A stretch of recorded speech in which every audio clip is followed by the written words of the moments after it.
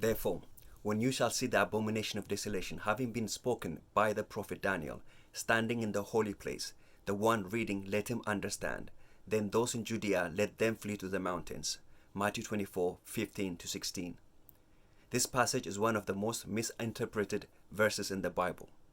We have taken the words of the Lord spoken in respect to Jerusalem and its destruction in 70 AD, and we have applied it to the day of wrath to come, through which we have also misunderstood the entire book of Daniel.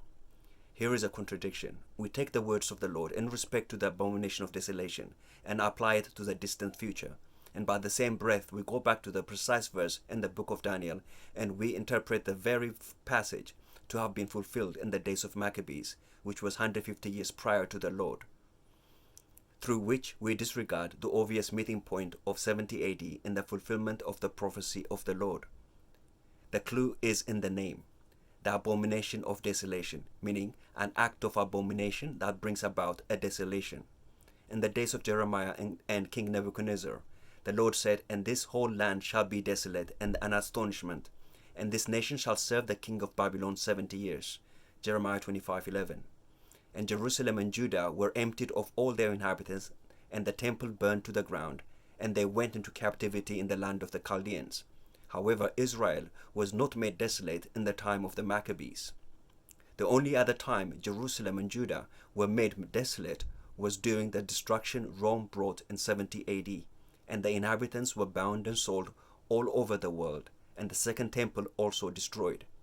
The land was once more made desolate for more than 1,900 years.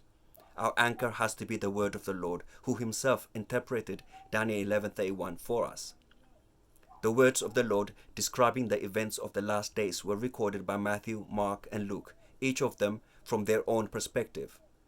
They all follow the same narrative. So if you read Luke and clearly see how the armies of Rome surrounded Jerusalem to destroy her and lead the people into captivity, then that also means Mark and Matthew are also describing the same thing in respect to the abomination of desolation. It is the same event. Please note, Israel will never again be desolate, even though Zechariah 14 speaks of in the last days half of the inhabitants will go into captivity, but they're never again desolate.